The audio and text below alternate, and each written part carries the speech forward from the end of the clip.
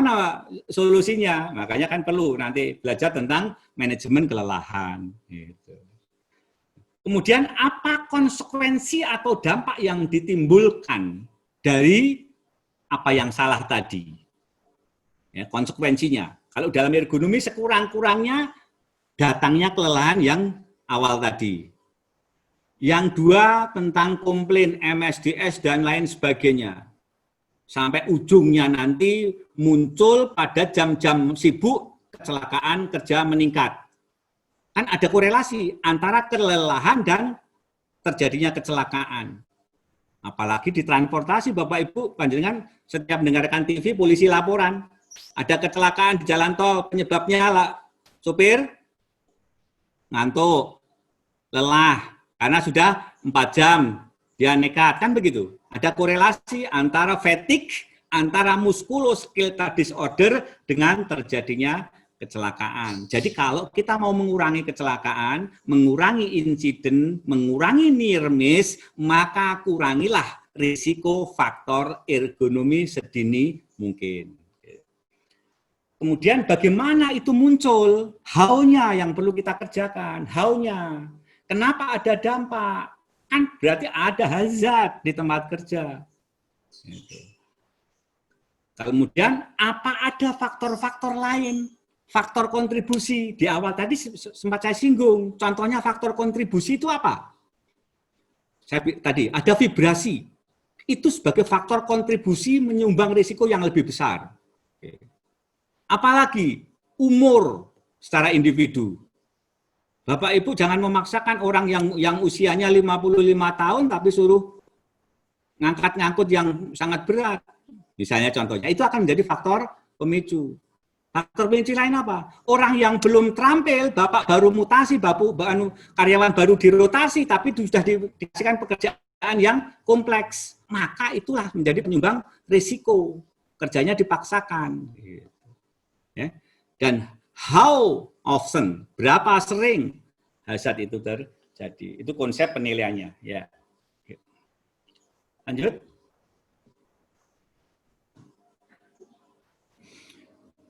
Kalau kita sama di manajemen risiko ketiga, safety and health-nya tentang severity dan likelihood, tentang keparahan dan keseringan, sama prosesnya.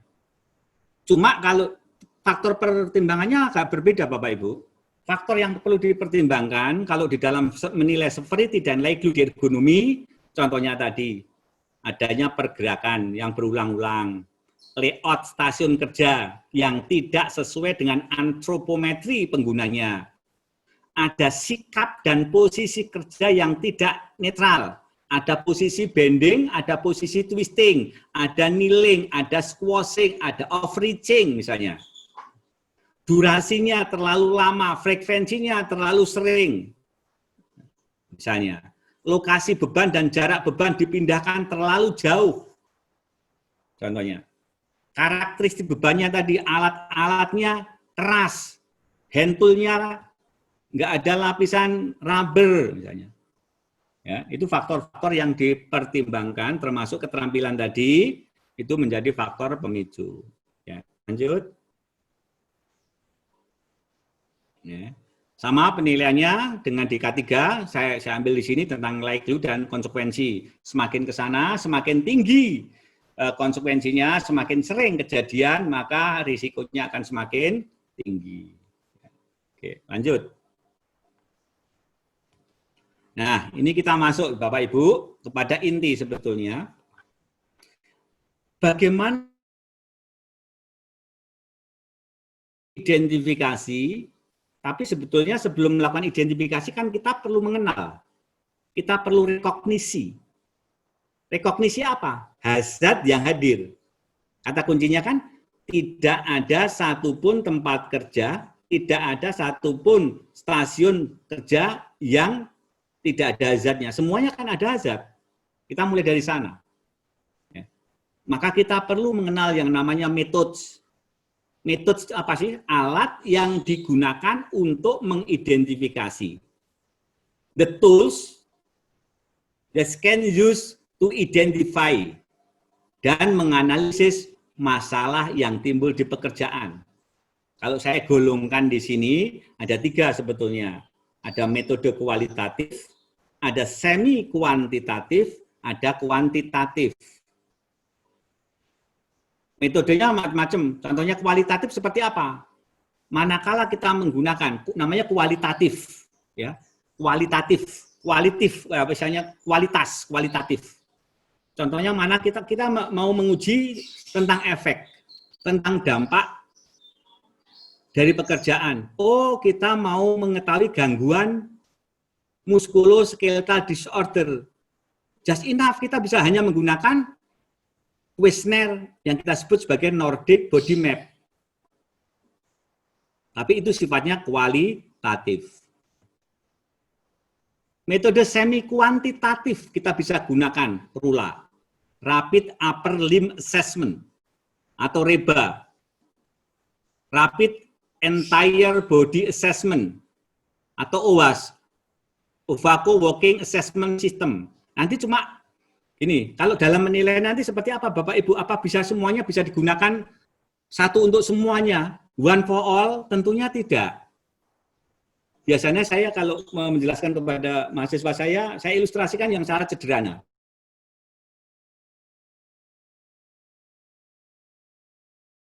Sabit, maka yang paling tepat apa yang kita kerjakan? Untuk mengambil rumput. Tapi kalau ditanya apakah sabit bisa memotong pohon? Bisa. Tapi efektif apa tidak? Tidak. Terus yang cocok untuk memotong pohon? Gergaji. Nah, seperti itu. Itulah tool sebetulnya. Sama dengan RULA ini. Kapan kita gunakan RULA? Manakala postur yang kita nilai sebagian besar mengerahkan upper limb.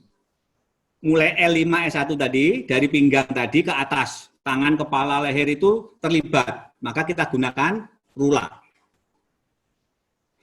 Kalau semua tubuh mulai dari kepala sampai dengan kaki, dia terlibat pekerjaan, maka paling cocok kita gunakan REBA. Karena rapid entire itu kan keseluruhan tubuh terlibat. Ada beban, termasuk OWAS dan sebagainya. Ada lagi metode yang namanya... Tanya boleh nggak? Silakan. Pak, nah tadi kan berbicara ini kan metode ya. Terus tadi analogi mengenai sabit sama gergaji. Nah, tadi kan panjangan dari REBA adalah Rapid Entire Body Assessment. Artinya kita itu adalah ketika semua body gerak tubuhnya digunakan, maka kita menggunakan REBA ini. Berarti sebetulnya bisa toh kita hanya melakukan asesmen menggunakan metode REBA ini, Pak. Yang lain-lain mungkin kita bisa abaikan. Bisa nggak seperti itu? Betul, bisa. Kalau kita yakin, oh semua kakinya juga terlibat di situ ya. Dia bertahan, orang berdiri. Orang berdiri kan pasti tumpuannya dia kaki. Orang dia memegang dengan tangan. Maka di situ upper limb sama lower limb terlibat semua. Kita gunakan REBA paling tepat. Kenapa nggak tepat kalau menggunakan RULA? Sementara RULA sebetulnya rapid upper limb. Upper limb ini batasnya tadi mana? L5S1 ke atas. Orang duduk seperti duduk kayak gini, yang mengerjakan, kan kakinya nggak berbuat apa-apa. Kan gitu. Maka sebetulnya kalau kita gunakan RULA, nggak cocok. Misalnya kayak gitu. Gitu, Mas. Jadi tadi kan ya contoh misalnya semi kuantitatif ada OWAS. Ya, kita belum bicara yang bawahnya. Maksud saya kalau misalnya sudahlah saya fokus ke REBA aja, saya tidak akan menggunakan OWAS atau yang lain-lain, bisa nggak tuh? Atau masih ada faktor-faktor lain?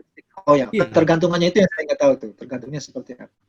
Ya, jadi sangat makanya tergantung dari jenis pekerjaan yang dilakukan di sana. Mayoritas karyawan itu bekerjanya seperti apa? Apakah pada saat bekerja itu melibatkan seluruh tubuh, apa hanya upper saja, kan gitu?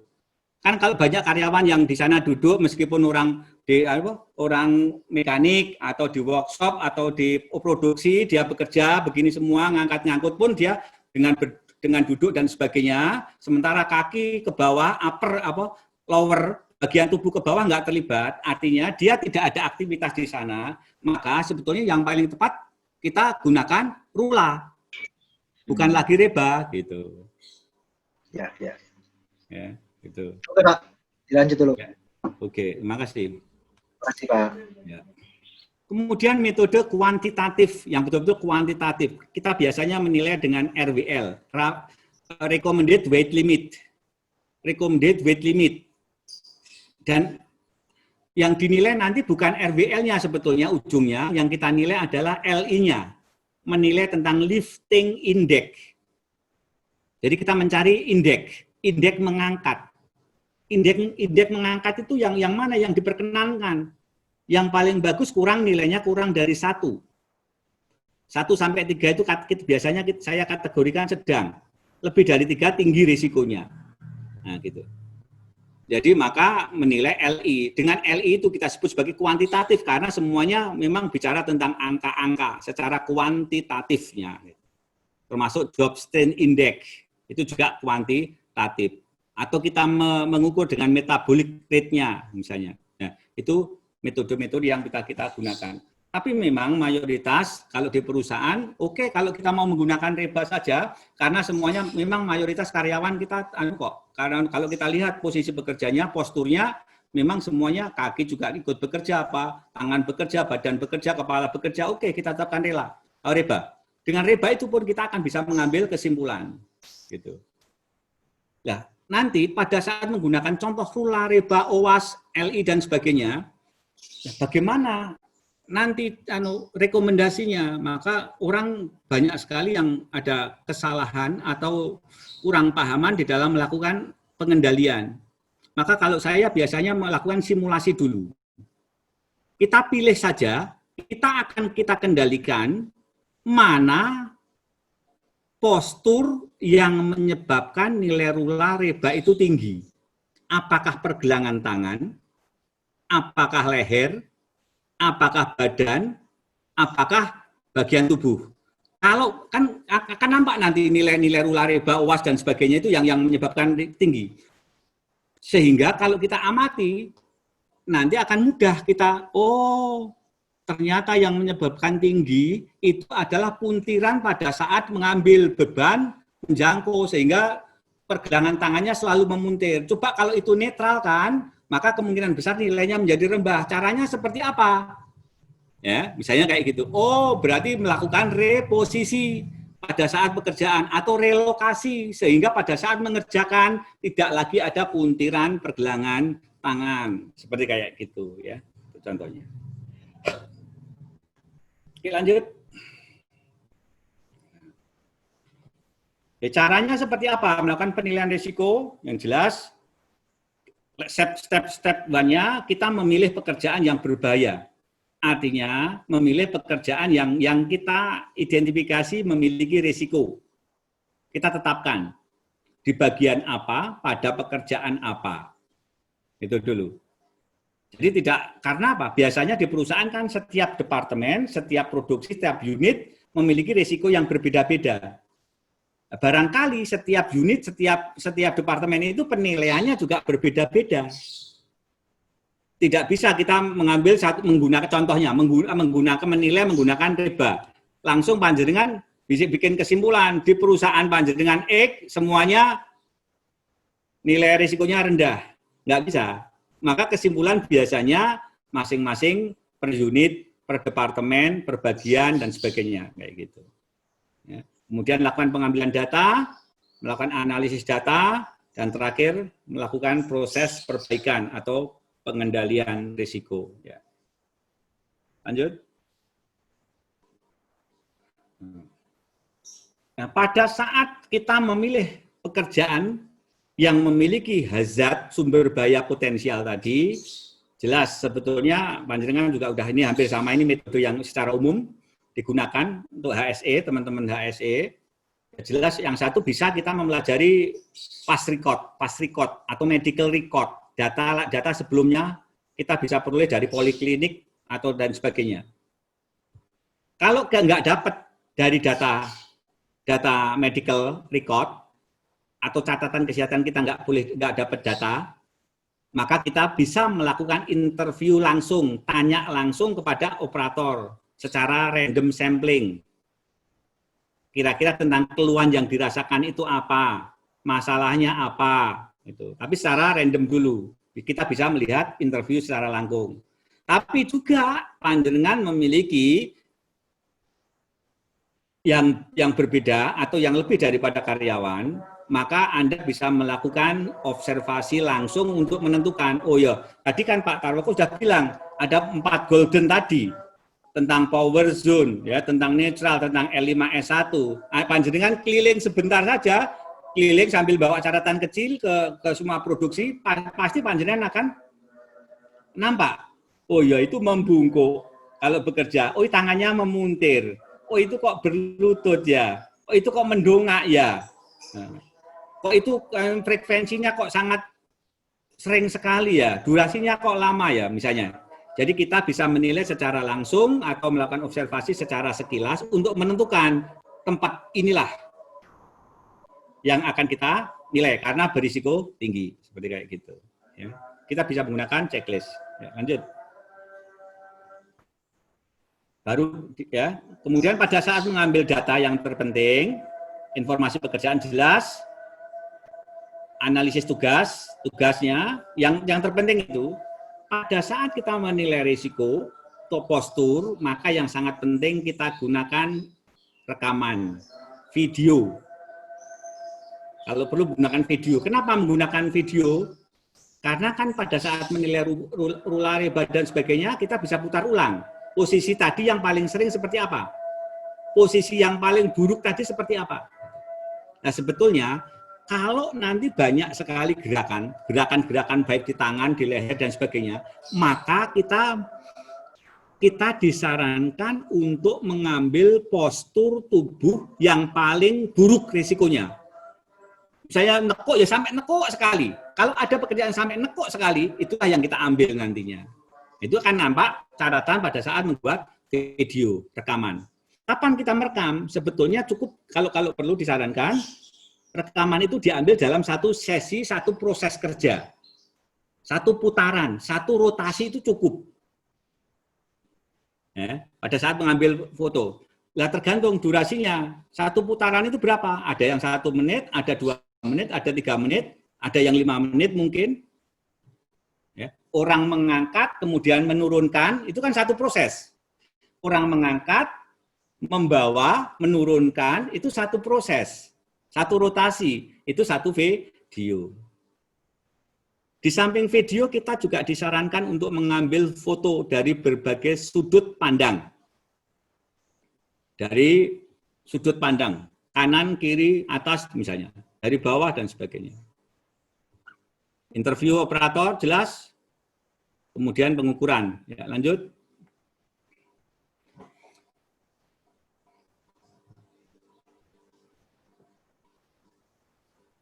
Ini contoh, saya kasih contoh pada saat kita memilih satu metode, apakah itu rula, apakah itu reba, dan sebagainya.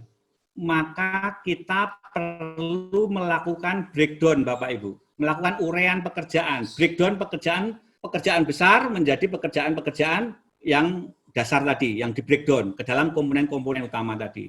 Ini contohnya ini. Satu rekaman isinya seperti ini. Orang menarik material dari meja. Orang menarik material dari meja. Kemudian motong material dengan pisau.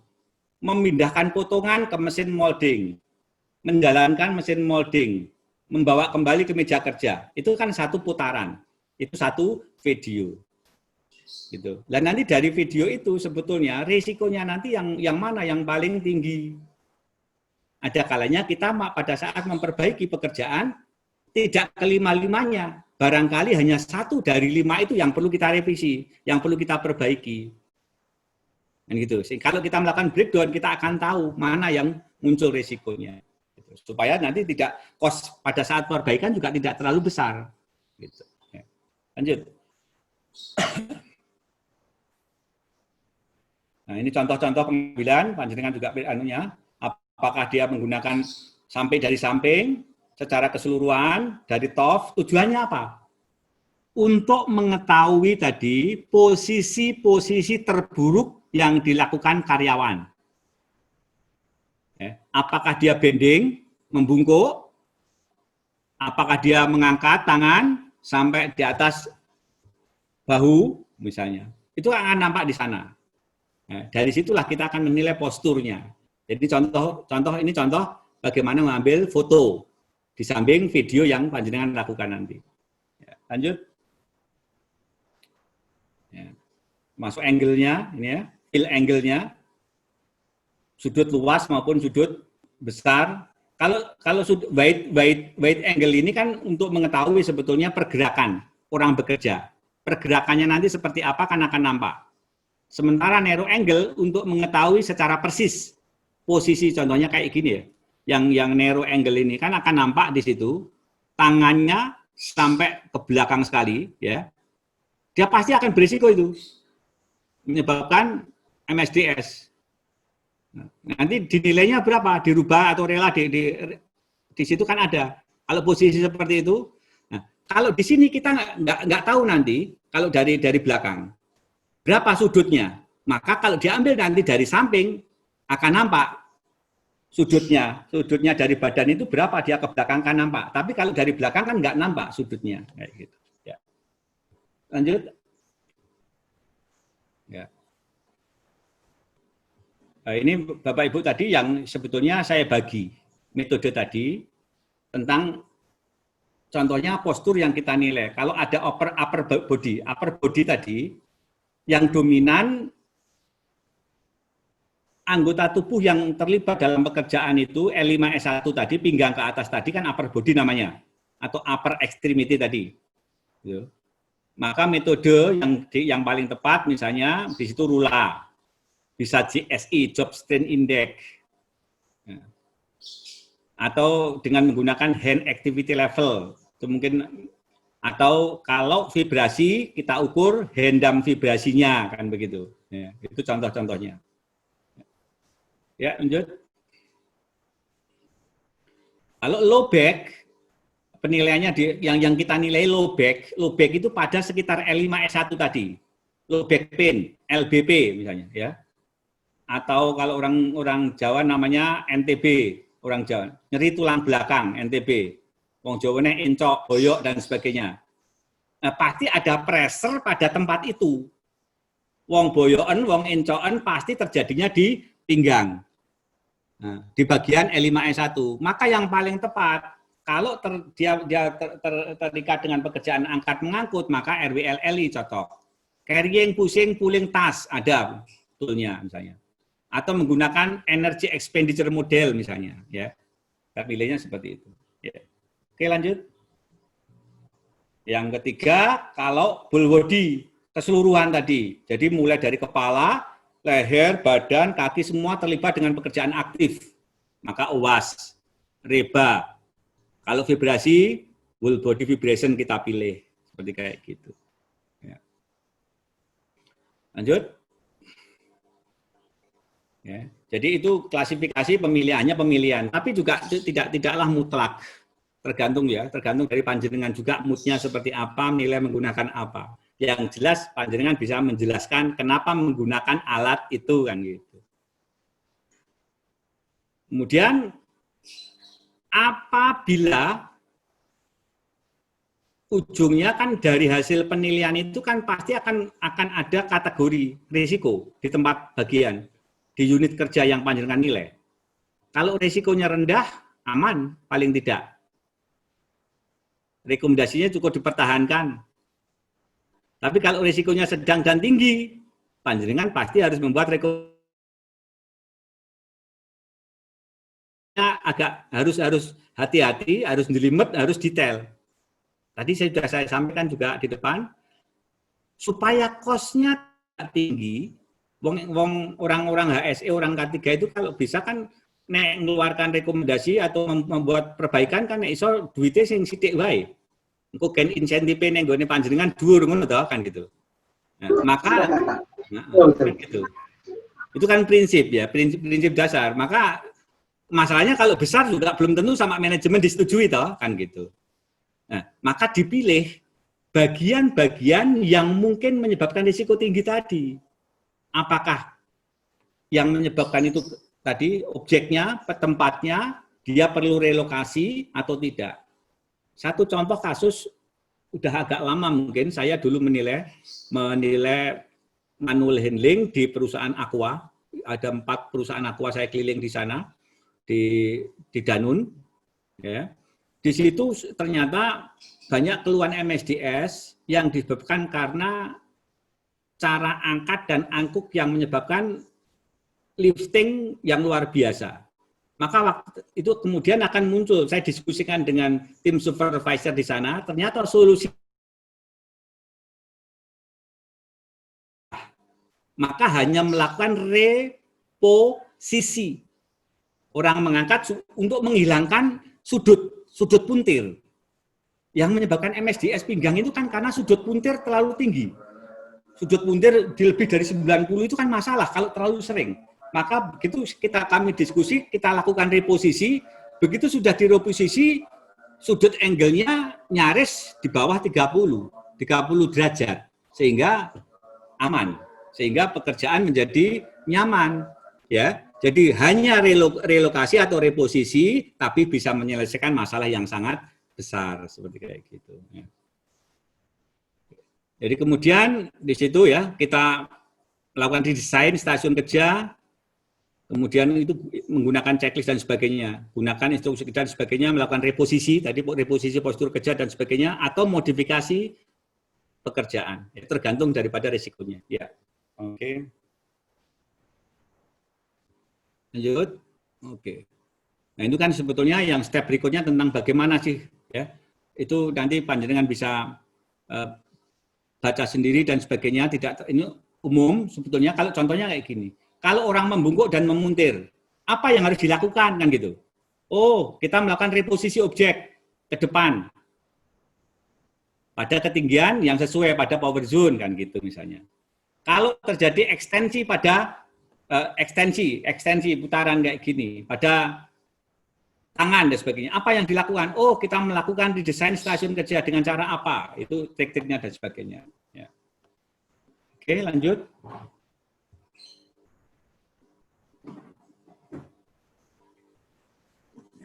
Lanjut.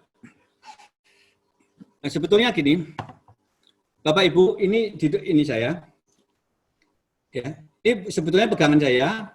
Ini buku saya. Mungkin panjenengan ada yang pernah tahu, ada tidak. Ini buku.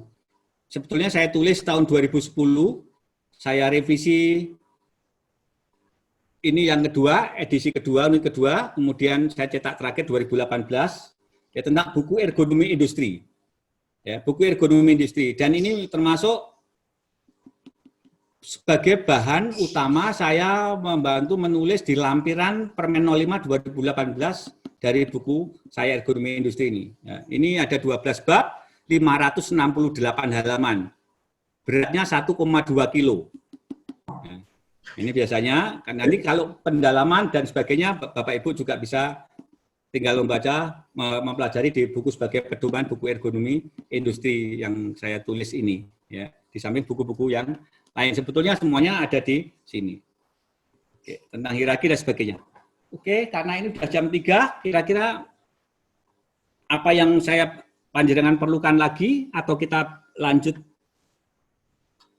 tanya jawab, atau saya lanjut presentasi, saya kembalikan kepada host-nya. Baik.